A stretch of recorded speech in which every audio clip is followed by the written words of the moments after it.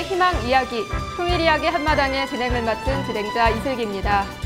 최근 한반도 통일에 대한 국가적 관심과 국민의 열망이 그 어느 때보다 뜨겁게 우리 사회를 달구고 있습니다. 박근혜 대통령께서 한민족 공동체 모두 행복한 통일시대 실현 구상을 밝혔고 우리 정부도 행복한 통일시대를 앞당기기 위한 다양한 정책들을 만들고 있습니다. 그래서 오늘부터 북한 민주화 청년 학생 포럼과 한국자유총연맹 리얼코리아는 우리 사회에 살고 있는 북한 이탈주민 출신의 청소년들과 대한민국의 청소년들이 함께하는 2014 남북청소년 평화통일 의식증진 프로젝트 우리의 희망 이야기, 통일 이야기 한마당을 시작하게 됐습니다. 이번 프로젝트는 총 20회로 진행이 되며 한 팀이 3가지 주제에 대하여 북한에서 태어나 살다가 우리 대한민국으로 입국한 탈북 대학생 3명과 대한민국에 나서 자란 3명의 대학생들이 서로의 흉금없는 이야기를 나눕니다. 북한에 대하여, 대한민국에 대하여, 통일에 대하여 우리 국민들 앞에서 자유롭게 이야기를 함으로써 미래 한반도 통일에 대한 국민적 공감대 형성과 의식 증진에 이바지하게 될 통일을 위한 새 희망 프로젝트가 될 것이라는 기대를 가지고 있습니다. 자, 그렇다면 오늘 함께 2014 남북 청소년 희망 이야기, 통일 이야기 한마당 4부를 꾸며줄 6명의 대학생들을 소개하겠습니다. 각자 자유롭게 자기소개 해주시길 바랍니다. 안녕하세요. 함경북도 청진에서 태어난 24살 현지연입니다. 잘 부탁드립니다. 네, 안녕하세요. 저는 함경북도 무산에서 왔고요. 24살 박수영입니다. 반갑습니다. 안녕하세요. 저는 2009년도에 입국한 김아라입니다. 안녕하세요. 25살 경기도 수원에서 태어난 김진원이라고 합니다. 네, 안녕하세요. 저는 고려대학교에서 북한학을 공부하고 있는 22살 안민정이라고 합니다. 안녕하세요. 저는 고려대학교 북한학과 1학년에 재학 중인 인천에서 온 권용우라고 합니다. 네, 각자 자기소개를 해주셨는데요. 서로 고향도 다르고 살아온 과정도 다 다른 6분의 남북한 대학생들이 우리 국민들에게 들려줄 아름다운 감동의 이야기 한마당을 펼쳐보도록 하겠습니다. 우리가 전 시간에는 각자 통일에 대한 생각을 나누어 봤고 통일 과정에서 반드시 필요한 선결 과제로서 사람과 사람의 통일에 대해서 이야기 나누는 시간을 가졌습니다. 사람과 사람의 통일에서 무엇보다 중요한 것이 서로에 대해서 잘 아는 것이 중요한 것을 느꼈는데요. 오늘 시간에는 전 시간에 이어서 서로의 나서 자란 과정을 좀 더 나누어 보는 시간을 가져보도록 하겠습니다. 그럼 오늘 첫 순서로 우리 부모님은 어떤 분이셨을까라는 주제로 자신을 낳아 길러주신 부모님에 대해 소개하는 시간을 시작해 보겠습니다. 먼저 탈북 대학생들의 이야기하는 우리 부모님입니다. 그럼 먼저 박수양 학생부터 말씀해 주실까요? 네. 저희 부모님은 항상 저희가 무엇을 하든지 뒤에서 묵묵히 응원해 주시고 믿어 주시는 그런 부모님입니다. 네, 그럼 다음으로 현지연 학생의 부모님은 어떤 분이신가요?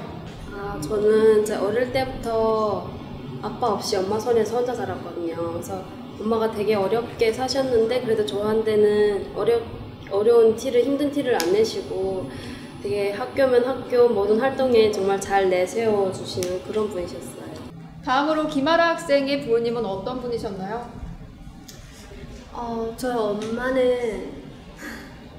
엄마는 엄마라고 생각하면 왠지 짠하고 그렇잖아요.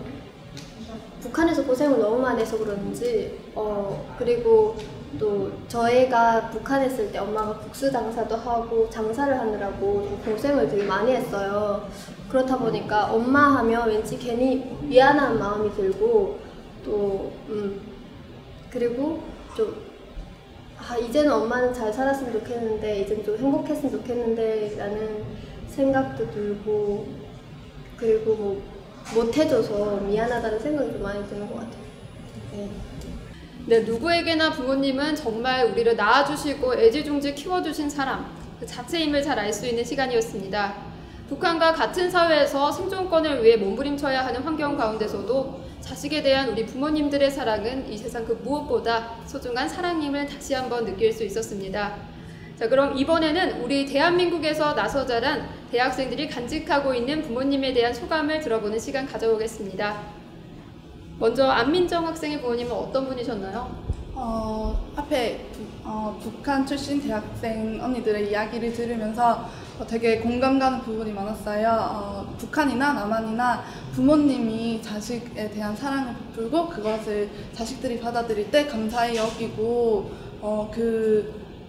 물론 북한에서나 남한에서나 부모님이 고생하시는 그 종류의 차이는 좀 있겠지만 그런 부모님에 대한 마음은 다 남한이나 북한이나 똑같은 게 아닌가라는 생각이 들었습니다. 다음으로 권유호 학생의 부모님은 어떤 분이신가요? 네, 저희 아버지께서는 출장을 자주 가셨기 때문에 저랑 추억이 별로 없어요. 그런데 그 자리를 엄마가 대신해 주셔서 어머니께서 그래서 저의 결정을 존중해 주시고 또 믿어 주시고 그래서 또 엄마라는 이미지가 따뜻한 이미지잖아요. 그거에 맞게 좋은 부모님이셨습니다. 마지막으로 김진원 학생의 부모님은 어떤 분이신가요? 네, 저희 아버지는 저기 남도 쪽에 사시는 분이고 어머니는 서울 분이십니다. 거리로는 300km 떨어진 거리에 살고 계셨는데도 연애 결혼을 통해서 아버지가 서울에 올라오셔가지고 결혼을 하셨습니다. 지금도 이렇게 알콩달콩 사시면서 부부애를 과시하면서 살고 계십니다. 지금까지 6분이 각자 자신의 부모님에 대한 소개를 하는 시간을 가져봤습니다. 그렇다면 이번에는 우리 형제에 대한 이야기를 나누는 시간을 가져보겠는데요. 형제라는 말은 참으로 우리에게 친근함과 더불어서 다양한 추억을 불러다 줄 수 있다고 하는데요. 이번에는 우리 대한민국에서 나서 자란 대학생들의 이야기를 한번 들어보겠습니다. 먼저 김진원 학생, 형제분에 대해서 이야기해 주세요. 네.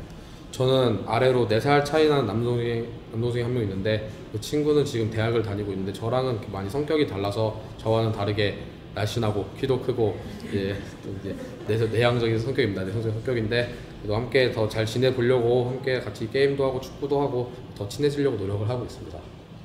네, 역시 형제 이야기를 해서 그런지 얼굴에 좀 미소가 좀 머금어지는 것 같은데요. 다음으로 안민정 학생이 얘기해 주세요. 네, 저는 저 아래로 2살 차이 나는 남동생이 있는데요. 제 남동생은 축구 선수예요. 그래서 엄청 어릴 때부터 축구를 하느라고 저랑 같이 있었던 시간은 많이 없는데 그래서 서로에 대한 애틋한 마음이 굉장히 큰 것 같아요.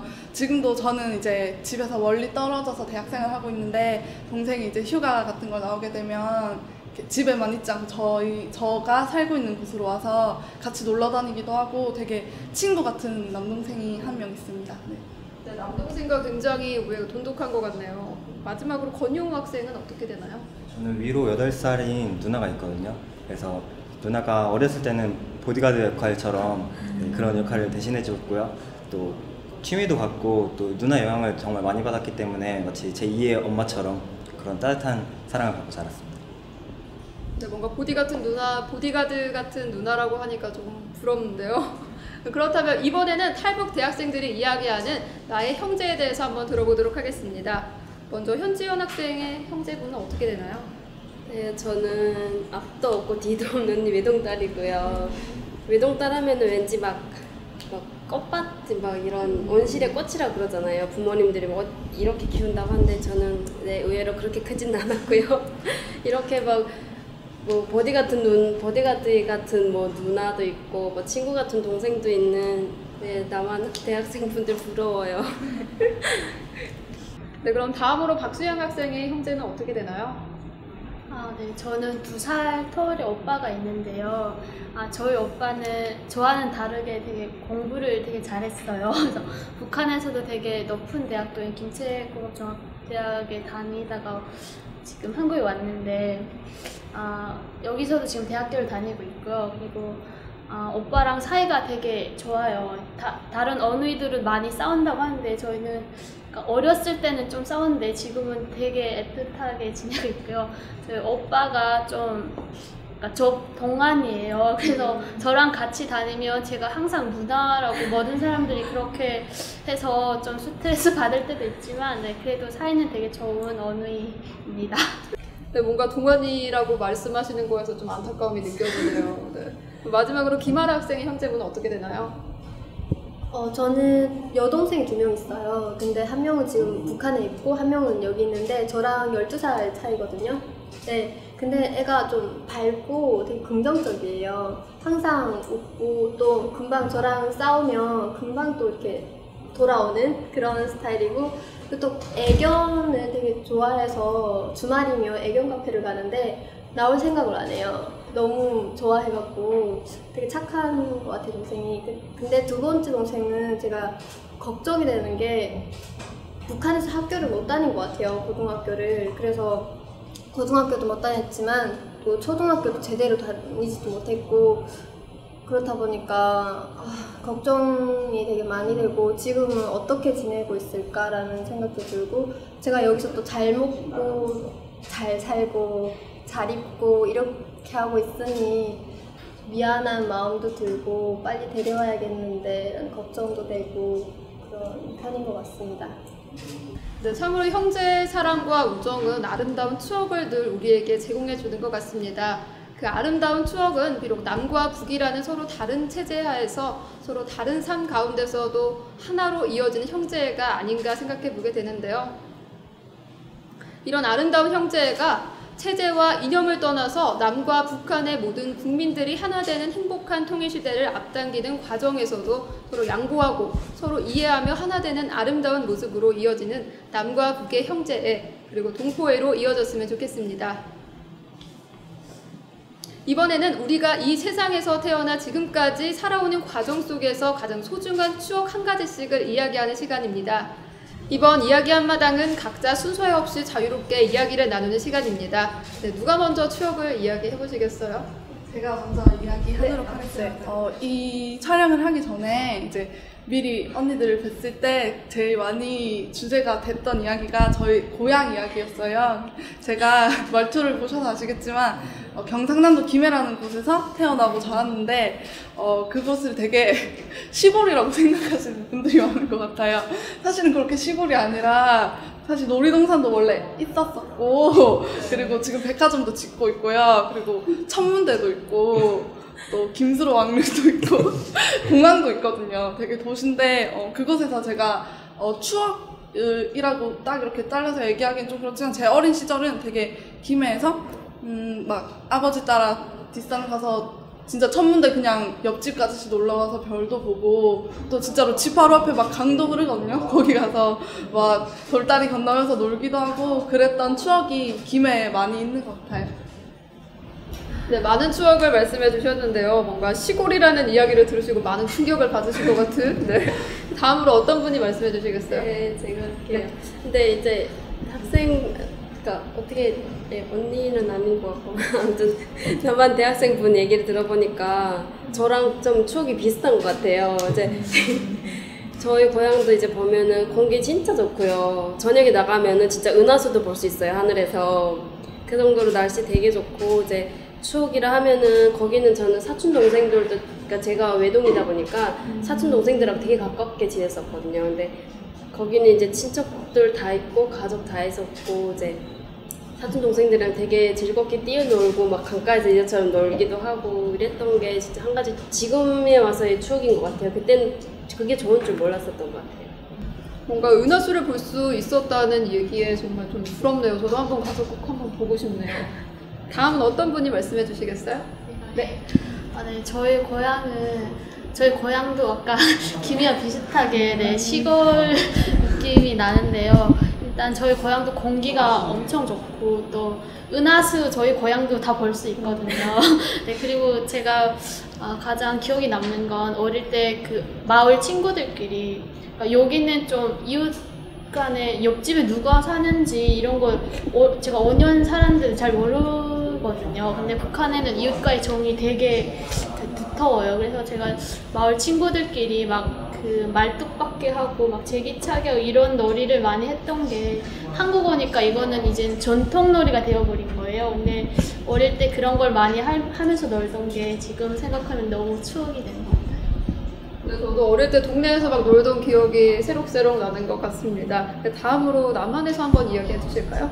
제가 다 고향에 관련한 추억을 말씀해 주셨는데요. 저는 이제 마음의 고향인 저희 고려대학교에서 좀 추억을 쌓은 걸 말씀드리고 싶은데, 학교에서는 이제 북한학을 전공하고 있습니다. 전공하면서 이제 처음에는 잘 몰랐던 통일이나 북한에 대한 주제를 가지고 같이 이제 학우들과 공부도 하고 이제 어떤 운동도 같이 하면서 놀기도 하고, 또 이제 이런 이제 촬영이라든지 어떤 공모전에 나가면서 새롭게 우리 민족과 조국의 이제 수건 사업인 통일에 대해서 알아보자 하는 이 시점이 저는 다 추억이라고 생각을 하고 있습니다.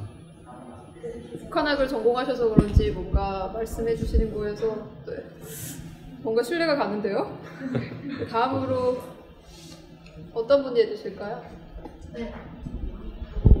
제가 말씀드리자면요.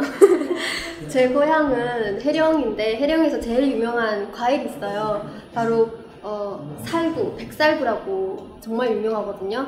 그리고 저희 동네 특히 백살구가 정말 많았는데 근데 나라 거라 보니까 이게 맘대로 못 따먹어요. 그래서 저희가 뭔가 먹을 건 없으니까 그거라도 따먹어서 배를 채워야 하잖아요.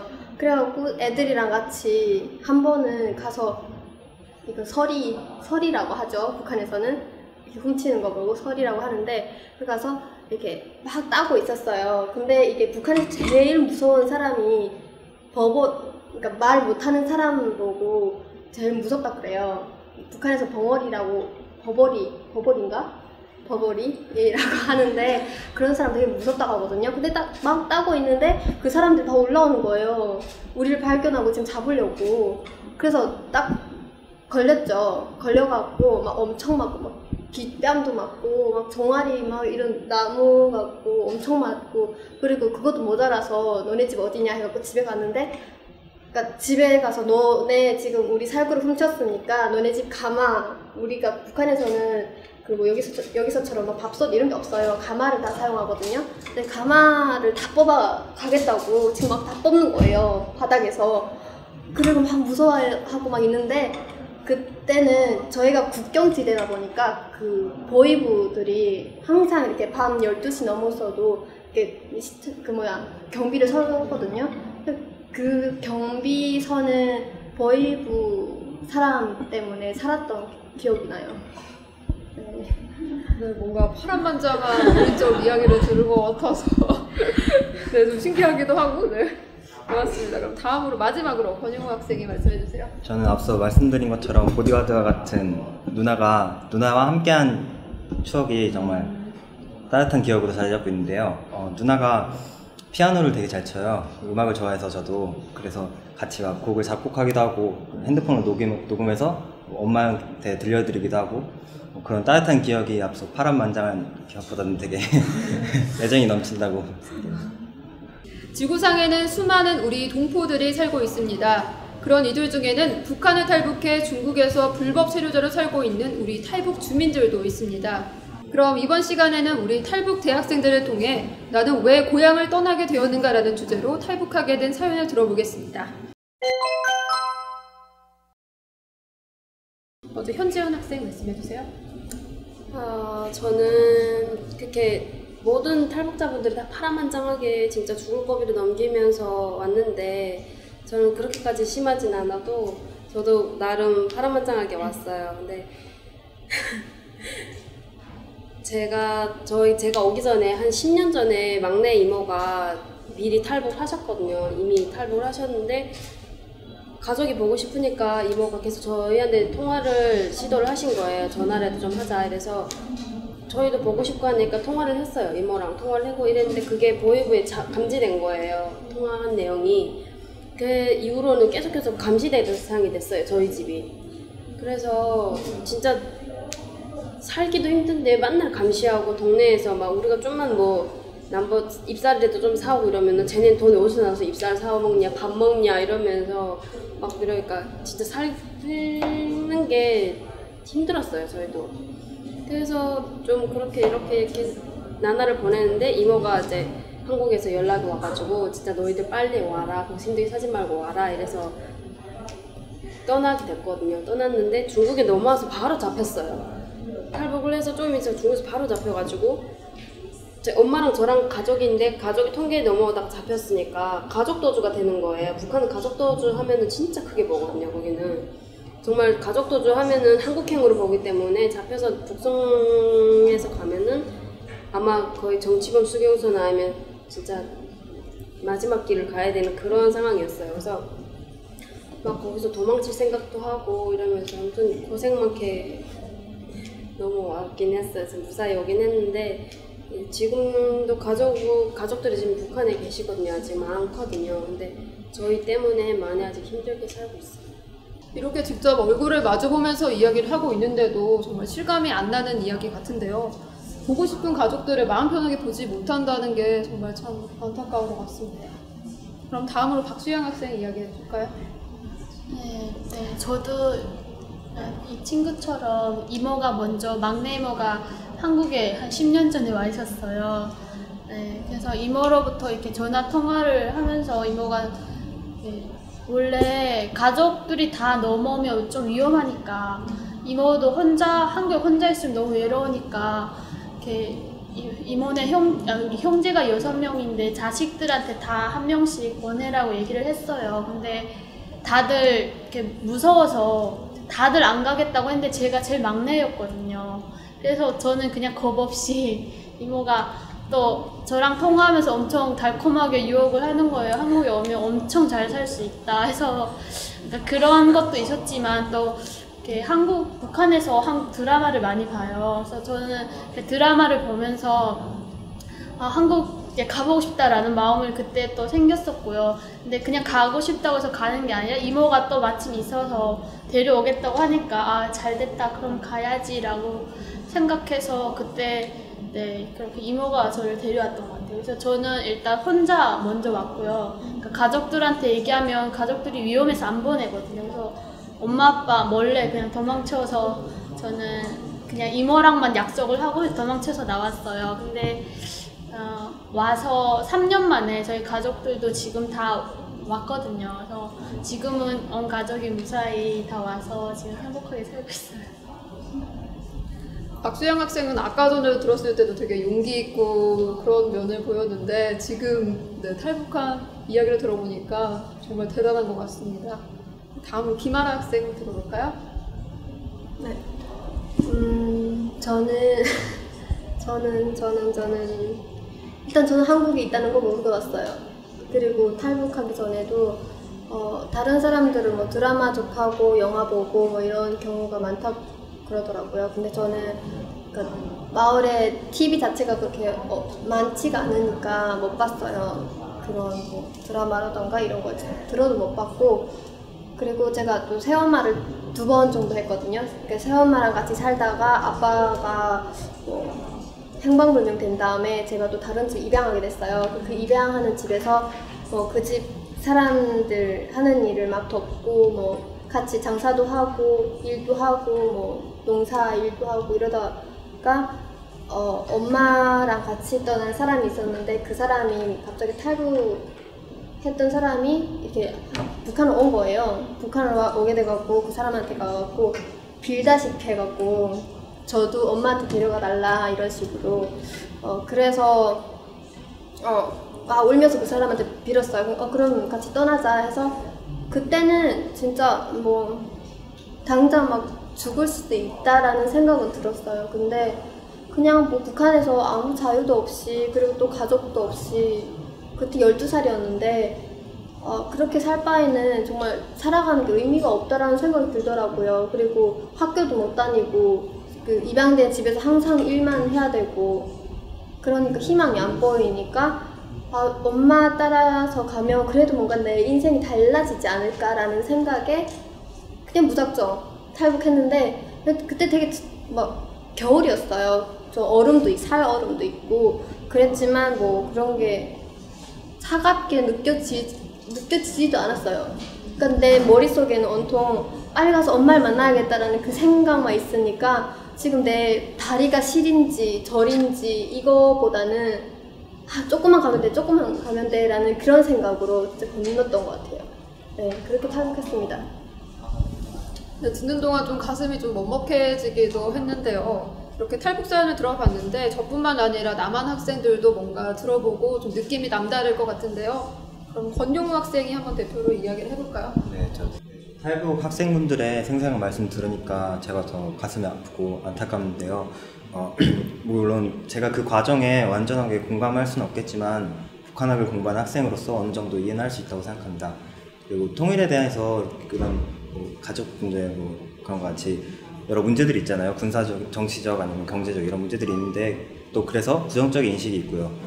그런 분들의 부정적 인식을 가지고 있는 사람들에게 또 어느 정도 관심이 있어야, 그리고 또 노력이 있어야 저희가 통일할 수 있는, 그 통일에 대해서 각과 한 걸음 더 내디딜 수 있는 길이라고 생각합니다. 네, 한반도에 위치해 있는 남과 북입니다.